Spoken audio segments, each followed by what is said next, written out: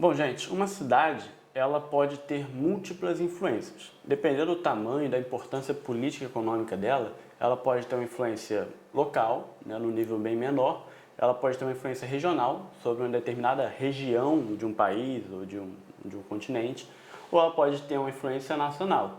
Algumas cidades têm uma importância tão grande que elas acabam ultrapassando as fronteiras do país e são chamadas cidades globais. Ou seja, o mundo inteiro depende e é influenciado por essas cidades que são cidades globais. Por exemplo, Londres, Tóquio, Nova York. São Paulo, no Brasil. São Paulo é uma cidade global? Sim.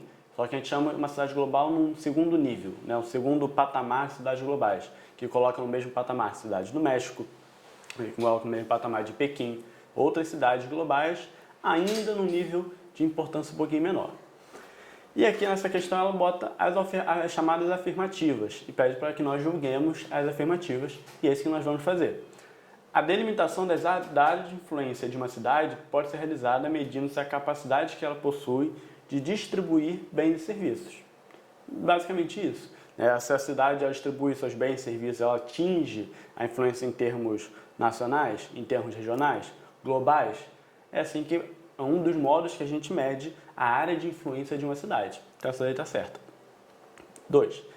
A hierarquia urbana decorre dos diferentes níveis de bens e serviços que as cidades oferecem. Toda cidade oferece bens e serviços. Algumas oferecem serviços mais sofisticados, que atingem o país inteiro, outras menos, que atingem somente o nível local. Então você tem uma cidade no chamado nível local, que seus bens e serviços vão estar ali restritos àquela região. Então ela está hierarquicamente numa posição inferior a uma metrópole nacional, por exemplo. Essa chamada hierarquia, essa ordem de importância, se relaciona também com a extensão desses bens e serviços. Então está certo. 3. A cidade pode exercer uma ação motora sobre a região. A ação referida se faz sentir mediante a capacidade que é adotada a cidade de modificar a sua região. Também, a cidade está inserida em uma região. O que é uma região? Região é uma semelhança entre alguns locais que se diferenciam dos demais. É uma fragmentação desse espaço. Então, uma cidade, quando ela é muito importante, ela pode modificar toda essa região que ela polariza. Imagina uma cidade, como o Rio de Janeiro, se enfrentar, como já enfrentou no passado, uma decadência econômica, uma crise econômica muito grande. Toda a região que é influenciada pelo Rio de Janeiro vai sofrer junto. A mesma coisa com São Paulo, a mesma coisa com outras metrópoles. Então, isso aí está certinho. 4. A cidade pode atuar como fator estimulante ao desenvolvimento agrícola e à difusão da indústria no campo.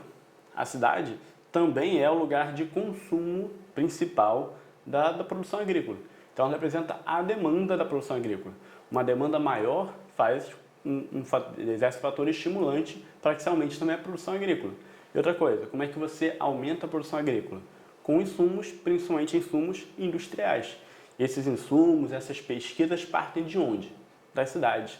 Então a relação entre cidade e campo cada vez mais está entrelaçada, está complementar. A cidade é justamente um local de demanda da produção agrícola, mas também um lugar de oferta de insumos industriais para essa produção agrícola.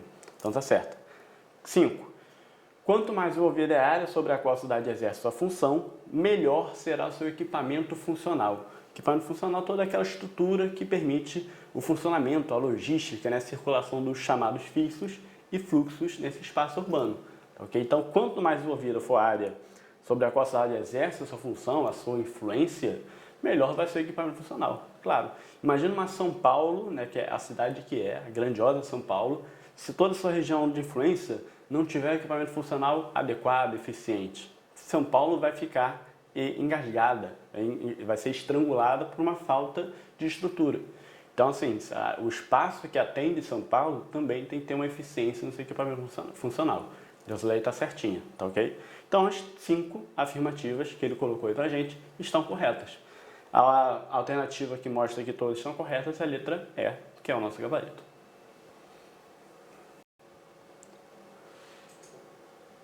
Olá, gente.